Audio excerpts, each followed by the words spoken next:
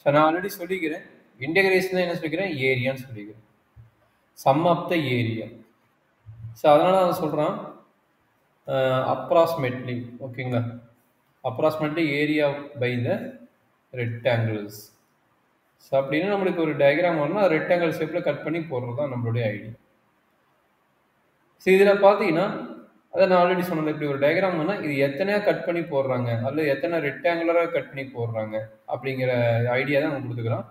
இங்கே என்னங்கிறது என்ன சொல்லிக்கிறோம், number of divides between the interval. ஒரு இன்டர்வல் இருக்குது இங்கே ஏ அண்ட் பி. இந்த பிட்வீன் இன்டர்வலில் அந்த டயக்ராம் எப்படி போகுது, அந்த கருவோட டயக்ராம் எப்படி போகுது, அது எத்தனையா கட் பண்ணுற ரெக்டாங்கிள் ஷேப்பில் எத்தனையா கட் பண்ண போகிறீங்க, அதை ஒரே ரெக்டாங்கிள் ஷேப்பால் எப்படின்னு பார்த்து இது பண்ணிக்கிறோம். ஸோ இந்த லிமிட்டில் என்ன வந்து எத்தனையோ டிவைட் பண்ணுறியோ அதனோட கான்செப்ட் வச்சுட்டு அதை சப் இன்டர்வலாக பண்ணிவிட்டு அதுலேருந்து நம்ம வித்து கண்டுபிடிக்கிறாங்க. அந்த வித்தோட கான்செப்ட் ஈக்குவல் வித்தாக இருக்க போது அந்த ஈக்குவல் வித்து தான் வந்து இந்த ஃபார்முலா. ஆல்ரெடி இது நம்ம லாஸ்ட் கிளாஸ்லேயே பார்த்தோம், b minus a divide by n, b minus a divide by n. இப்போ ஒவ்வொரு பாயிண்ட்ஸாக டிபெண்ட் பண்ணுறாங்க. இப்போ ஸ்டார்டிங் பாயிண்ட் ஏ வந்து எக்ஸ் நாட்டாகவும் பி எண்டு பாயிண்ட் பி வந்து எக்ஸ்என்னாகவும் எடுத்துக்கிறாங்க, பி வந்து எக்ஸ்என்னாகவும் எடுத்துக்கிறாங்க. அப்போ எக்ஸ்1 என்ன ஆகுதுன்னா இந்த வித்தோட ஆட் பண்ணி போடுறாங்க. அதாவது நம்ம ஆல்ரெடி டிஸ்கஸ் பண்ணது தான், இங்கே ஏ இருக்குதுன்னா இந்த பாயிண்ட் வந்து நம்ம என்ன எடுத்துக்கிறோம், எக்ஸ் நாட் எடுத்துக்கிறோம், இல்லை சம்டைம்ஸ் ஏன்னு வச்சுக்கிறாங்க. அப்போ இது ஏ ப்ளஸ் டெல் எக்ஸ், இது என்ன ஆகும் ஏ ப்ளஸ் 2 டெல் எக்ஸ், அப்படியே ரெண்டாயிட்டு இருக்கும். அப் டு என்னது எவ்வளோ சப் இன்டர்வலாக டிவைட் பண்ணுறியோ, எவ்வளோ சப் இன்டர்வலாக டிவைட் பண்ணுறியோ அது வரைக்கும் இது ரெண்டாகும், அது வரைக்கும் இது ரெண்டாகும். சரிங்களா, அண்டு காமா எக்ஸ்ங்கிறது அது வந்துருக்குறாங்க, இது ஈக்குவல் டு பின்னு வந்துருக்குறாங்க. ஸோ இது வந்து நம்ம ப்ராப்ளம் போட போட உங்களுக்கு ஐடியா தெரியும். இது ஃபர்ஸ்ட் எடுத்து மட்டும் என்ன சொல்கிறாங்க, ரைட் எண்ட் பாயிண்ட்ஸ், அதாவது ரைட் சைடு எண்ட் பாயிண்ட்ஸ். அதாவது ஃபஸ்ட்டு ஸ்டார்டிங் பாயிண்ட் ஏ இருக்குது பார்த்தீங்களா, இந்த எக்ஸ் நாட்டை விட்டுட்டு எக்ஸ் நாட்டுக்கு அப்புறம் இருக்கிற பாயிண்ட்லேருந்து இந்த பி வர வரைக்கும் பாயிண்ட். இந்த பிங்கிறது என்ன சொன்னேன், x naught plus n into del x, இதுதான் வந்து பியோட வேல்யூ. அப்போ நம்ம என்னது ஏக்கு அப்புறம் வர பாயிண்ட்லேருந்து இங்கே வரைக்கும் வருதுன்னா இதுக்கு பேர் ஆர்என், ரைட் எண்ட் டெட் பாயிண்ட்ஸ் கூட கான்செப்ட் படி ஃபார்முலா. அப்போ எல்லாத்துக்கும் காமனாக யார் இருக்கிறா, இந்த ஆர்என் ஃபார்முலா எல்லாத்துக்குமே del x del x del x வருது. அதனால் அந்த டெல் எக்ஸ் வந்து வெளியே எடுத்துடுறாங்க. டெல் எக்ஸ் வெளியே எடுத்துட்டா நம்மளோட கான்செப்ட் படி ஃபார்முலா பார்த்தீங்கன்னா இதுதான் நம்மளுடைய formula, del x common multiplication and summation of this value. அதை இதை வந்து ஜென்ரலாக எழுதுன்னா டெல் எக்ஸ் இன்ட்டு சம்மேஷன் எஃப்ஜேன்னு போட்டிருப்பாங்க. இங்கே என்ன வருதுன்னா ஒன்று, அதுக்கப்புறம் மேலே வந்து கரெக்டுங்களா. இது வந்து ரைட் ஹேண்ட் பாயிண்ட்டுக்கு, அதாவது ஏ விட்டுருவாங்க, ஏ விட்டுட்டு பி வரைக்கும் வர்றது இந்த ஃபார்முலா. கரெக்டாப்பா? ஆமாம். இதே கான்செப்ட் தான் லெஃப்ட் ஹேண்டுக்கு. லெஃப்ட் ஹேண்டுன்னு என்ன பண்ணுவீங்க, அந்த ஏங்கிற பாயிண்ட் எடுத்துட்டு பிங்கிற பாயிண்ட் விட்டுருவாங்க. கரெக்டா, இந்த ஏங்கிறது என்ன எக்ஸ் நாட், எக்ஸ் நாட் ஏங்கிற பாயிண்ட் வச்சுட்டு பிக்கு முன்னாடி இருக்கிற பாயிண்ட், பிக்கு முன்னாடி இருக்கிற பாயிண்ட் இது வரைக்கும். சரிங்களா, இது வந்து லெஃப்ட் ஹேண்டு வச்சு ஃபார்முலா அப்ளை போடுவாங்க.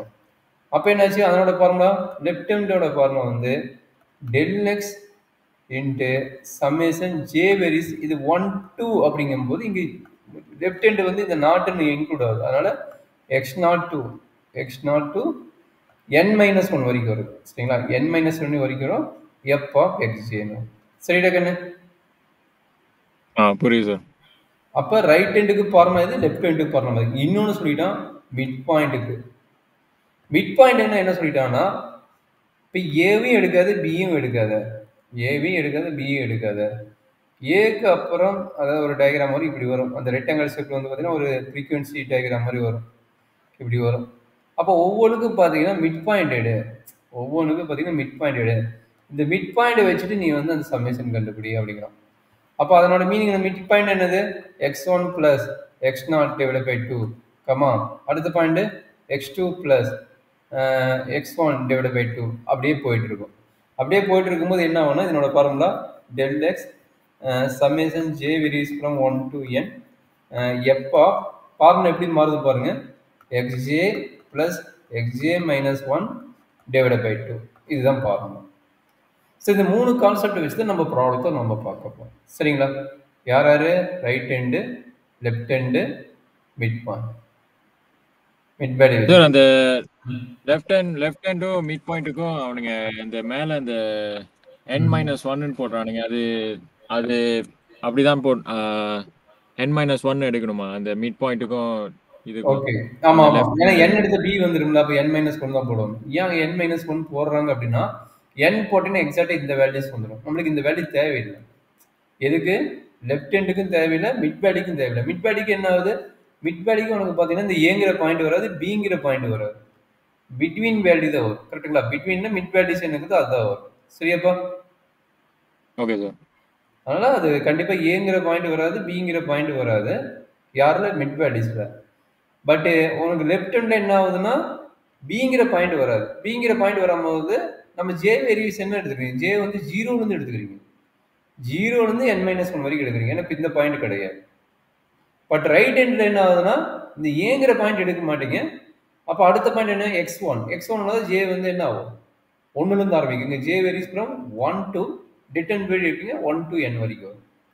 சரியாப்பா? Okay sir. ஸோ இந்த ஃபார்முலா டிஸ்கஷன் தான் இங்கே எழுதிக்கிறாங்க. ஸோ இதுதான் ஒரு simple calculation first problem. First problem என்ன எடுத்துக்கிறாங்கன்னா, ஓகே நம்மளுக்கு வந்து கொஸ்டின் வந்து f of x equal to எக்ஸ்னு நினைக்கிறேன். அந்த கொஸ்டினோட கான்செப்ட் அது. சரிங்களா? டேரெக்டாக போட்டுருவாங்க எக்ஸ் ஸ்கொயர்ட். ஏன்னா இங்கே எக்ஸ் ஸ்கொயர்டு வச்சு தான் போட்டுக்கிறாங்க, ஹோல் ஸ்கொயர்டு வருதுல்ல. அப்போ இந்த கொஸ்டின் என்னன்னா f of x equal to x squared வச்சு ஆர்என் கண்டுபிடிக்க சொல்லுவோம். F of x equal to x square R N கண்டுபிடிக்க சொல்கிறோம். 4 ஈக்குவல் இன்டர்வல்ஸ் வச்சு போட சொல்கிறாங்க. R4 ஆர் என்னன்னு R4 கண்டுபிடிக்க சொல்கிறோம். Find f of x equal to x square is integration of the right hand formula R4. R4னா இந்த 4 R4னா 4ஆக டிவைட் பண்ணுறோன்னு அர்த்தம். ஸோ அந்த இன்டர்வல் 1,3 அந்த இன்டர்வல் 1,3. ஸோ ஃபார்முலா படி என்ன தெரியும்? இதுதான் ஃபார்முலா. அதாவது b மைனஸ் a டிவைட் பை n. அப்போ b ஓட வேல்யூ 3 மைனஸ் 1 டிவைட் பை n ன்னா 4 that is equal to 2/4 that is equal to 1/2. So அந்த வேல்யூஸை இங்கே என்ட்ரி பண்ணிக்கிறாங்க. இதை அண்டர்ஸ்டாண்ட் பண்ண முடியுதா என்ன? புரியுது சார். சரி, அடுத்து என்ன பண்ண போறீங்க? நம்மளுக்கு என்ன வேணும்? x1 வேணும், x2 வேணும், x3 வேணும், x4 வேணும். சரிங்களா? நம்மளுக்கு x0 தெரிஞ்சு x0 தான் a ஓட வேல்யூ எவ்வளோன்னு தெரிஞ்சுக்குது? 1ன்னு தெரிஞ்சுக்குது. x1ஓட ஃபார்முலா என்ன? a plus del x. a ஓட வேல்யூ என்ன? 1 பிளஸ் 1/2 ஈக்குவல் டு 3/2. கரெக்டுங்களா? ஆமாம். அப்போ அடுத்த வேல்யூ என்ன? a plus 2 del x. அப்போ என்னாச்சு?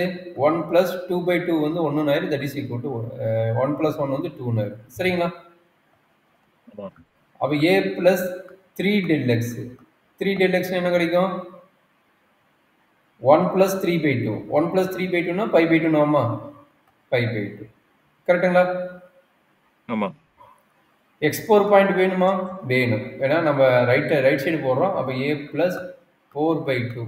4/2னா 2 கட்டாரு. இது 1. அப்போ 1 பிளஸ் 2 வந்து 3. சரிங்களா?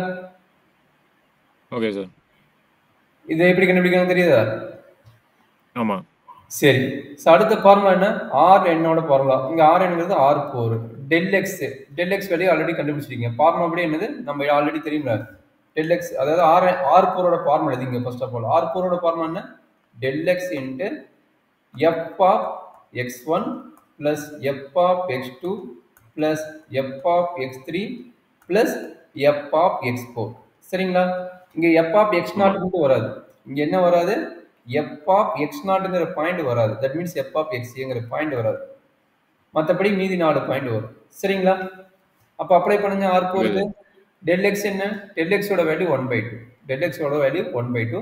1/2 எழுதிடுவீங்க. F of x1. F of x1ஓட வேல்யூ என்ன? 3/2. பட் எஃப் ஆஃப் எக்ஸோட வேல்யூ என்ன? X square. எஃப் ஆஃப் எக்ஸோட வேல்யூ என்ன? X square.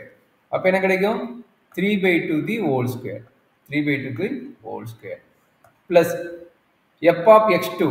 எஃப் ஆஃப் x2ஓட வேல்யூ என்ன? x2ஓட வேல்யூ 2. அப்போ என்ன கிடைக்கும்? 2 ஸ்கொயர். கரெக்டாப்பா? ஆமாம். Plus f of x3. F of x3ஓட வேல்யூ என்ன? x3ஓட வேல்யூ 5/2. அப்போ என்னாச்சு? 5/2 the whole square plus f of x ஃபோர்னா யாருங்க 3, அப்போ ப்ளஸ் 3 ஸ்கொயர். கரெக்டுங்களா கண்ணு? ஆமாம். இப்போ என்ன பண்ண போறீங்க, இதை சிம்பிளிஃபை பண்ண போறீங்க. சிம்பிளிஃபை பண்ண என்ன கிடைக்கும், 1/2 into 9/4 plus 4 plus 20/4 plus 3 square வந்து 9. சரிங்களா? இப்போ எல்லாத்துக்கும் 4 எல்சியம், ஆல்ரெடி கீழே வந்து 2 இருக்குது, அப்போ 4 இன்ட்டு 2ன்னு வச்சுக்குவீங்க. 9 ப்ளஸ் 4 எல்சியம்னா 16 ஆகும், ப்ளஸ் 25 ஆகும், ப்ளஸ் 4 எல்சியம்னா 36 ஆகும். சரியாப்பா? ஆமாம். அப்போ 36 ஈக்குவல் என்ன கிடைக்குது, 25 ப்ளஸ் 25 50, 50னா 86 டிவைட் பை 8 வருது. சரியாப்பா? Okay sir.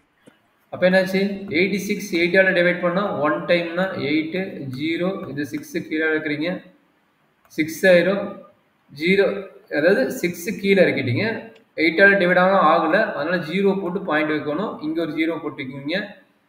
என்னாகும், 5 6 டைம்ஸ் 8 இன்ட்டு 8 64, பட் 7 தான் வரும், 7 இன்ட்டு 56 வரும். கரெக்டுங்களா? 56னா 4, எகைன் 0 போடுறீங்க, 5, 10.75, 10.75 நம்மளோட ஆன்சர். கரெக்டாக கண்ணு? ஆமாம் சார். அவ்வளோதான். இதுதான் நம்மளுடைய R4ஓட கான்செப்ட். R4ஓட கான்செப்ட். அடுத்த ப்ராப்ளம் என்ன போடுறாங்க, R6ஓட கான்செப்ட் போடுறாங்க. இப்போ நீ எனக்கு R6 மட்டும் போட்டு அனுப்புங்க. இது உங்களுக்கு புரிஞ்சுது, எனக்கு R6 போட்டு அனுப்புங்க. இதே கான்செப்ட்டுக்கு LN எப்படி போடுறாங்க, MN எப்படி போடுறாங்க நம்ம பார்ப்போம். R6 முன்னால் போட முடியுமா? ஆமாம் சார், போட முடியும் சார். நீங்கள் போட்டு அனுப்புறீங்களா, இல்லை வெயிட் பண்ணிட்டுங்களா? நான் போட்டு அனுப்புகிறேன் சார். அனுப்புங்க, வெயிட் பண்ணுறேன்.